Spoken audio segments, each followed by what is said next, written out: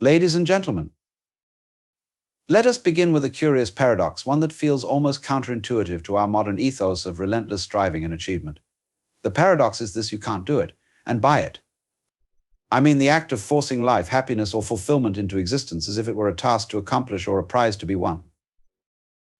We live in a world that teaches us the opposite, don't we? From the moment we can walk, we are told that success lies just over the next hill. Work hard, they say, push through, they insist. Yet the harder we push, the more elusive the finish line becomes. You strive, and just as you think you've grasped it, it slips away like sand through your fingers. This, I suggest, is not because you lack skill or dedication, but because life simply doesn't work that way.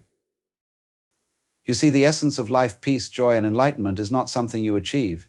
It is something you allow.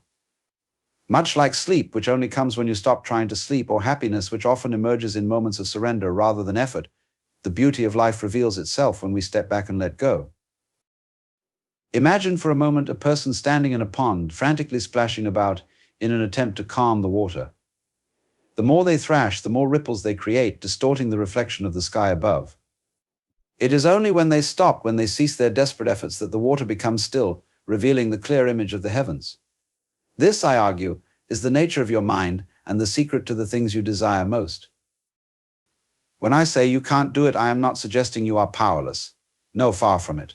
What I mean is that your truest power lies in your ability to let things unfold, to be still, to trust the flow of existence rather than wrestle with it. This is the wisdom of the Tao, the Zen master's smile, and the quiet rhythm of the universe itself. The more you chase life, the more it evades you. But the moment you stop, when you breathe, notice, and simply be, you find that life was never something to be caught.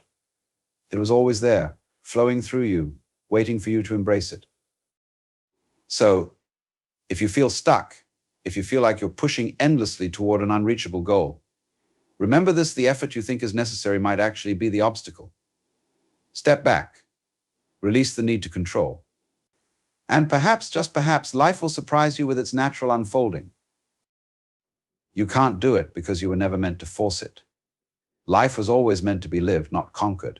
And in surrender, you may find that everything you were searching for is already here.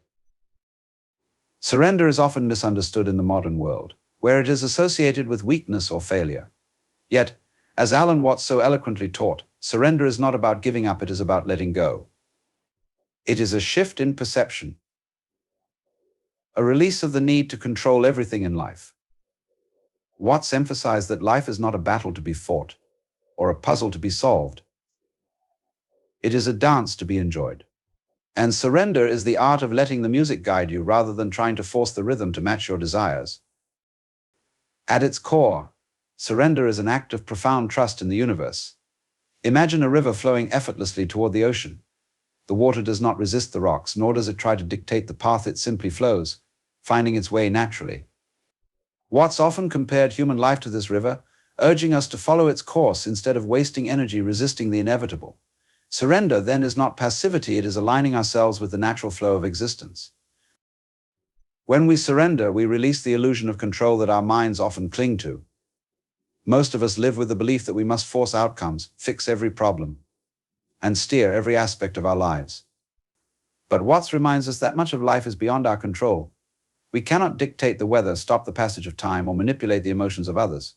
What we can do is respond with grace, allowing life to unfold as it will. In this way, surrender becomes an act of wisdom, a recognition of life's impermanence and unpredictability. Surrender also allows us to step out of the mental loop of anxiety and fear. When we resist life's circumstances, we create tension and conflict within ourselves. But surrender offers a sense of peace. It's not about abandoning effort or ambition, but about releasing attachment to specific outcomes. As Watts would say, the meaning of life is just to be alive. Surrender helps us return to this state of simply being, free from the weight of constant striving. Finally, surrender opens us to possibilities that our limited perspectives may overlook. When we stop forcing our will on the world, we become more attuned to the opportunities and beauty that surround us. Life, in its mysterious and unpredictable nature, often leads us to places far greater than we could have imagined if only we allow it. Surrender, then, is not defeat, it is liberation. One of Allan Watts' central teachings is the idea that control, as we understand it, is an illusion. While society often encourages us to believe that we are masters of our fate, Watts urges us to examine this deeply ingrained belief. The illusion of control rises from the human tendency to separate ourselves from the flow of life, imagining that we are somehow outside of or above the natural processes of existence.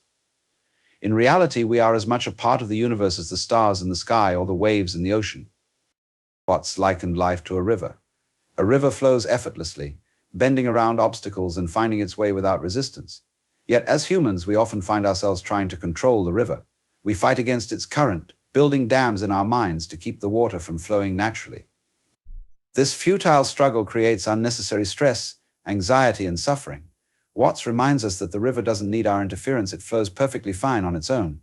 Similarly, life doesn't need to be micromanaged, it needs to be experienced. Control is an illusion, because most of life's events are inherently unpredictable and beyond our manipulation. Can we stop the sun from setting? Can we control another person's feelings or prevent the seasons from changing? The answer, of course, is no. Yet we expend a great deal of energy trying to impose our will on the uncontrollable, forgetting that life unfolds in ways we cannot always foresee. As Watts put it, you are the universe experiencing itself, and the universe is not something that needs to be controlled, it is something to be marveled at. This doesn't mean that we should abandon all effort or ambition. On the contrary, Watts believed in taking action, but action that arises naturally from the moment, not from a desperate need to dominate outcomes. When we release the illusion of control, we free ourselves from the burden of forcing life to fit a preconceived mold. Instead, we learn to act with intention while remaining open to the unexpected.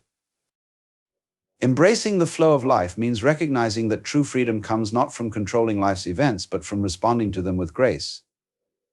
When we let go of control, we allow ourselves to participate fully in life's dance, no longer fighting the rhythm, but moving in harmony with it. In doing so, we rediscover a sense of peace, wonder, and interconnectedness with the universe. Allan Watts often spoke of the paradox of effort, the idea that trying too hard to achieve something can actually prevent us from attaining it. At first, this may sound counterintuitive. After all, aren't we taught that success comes through relentless determination and hard work? But Watts challenges us to reconsider this notion, suggesting that many of life's most meaningful experiences come not from force, but from surrender. Consider a moment of joy, creativity, or connection. Were those moments born out of strenuous effort, or did they arise naturally when you stopped trying so hard? Watts believed that life's greatest gifts emerge when we relinquish the need to control and instead allow things to unfold organically. He often used the metaphor of water. When you grip water tightly, it slips through your fingers, but when you let your hand relax, the water rests gently in your palm. The paradox of effort reveals itself most clearly in activities that require a sense of flow, playing music, painting, or even simply enjoying a conversation. If you overthink or try to control every aspect, the magic disappears. Music, for instance, isn't about rushing to the final note, it's about being present with each melody and rhythm as it unfolds. Similarly, life is not a destination to reach, but a process to engage with. The harder you try to force happiness, love, or peace, the further they seem to slip away. Watts encouraged us to let go of the constant striving that dominates modern life. Striving creates tension, and tension blocks the natural flow of life. Letting go, on the other hand, doesn't mean giving up, it means trusting that life knows what it's doing.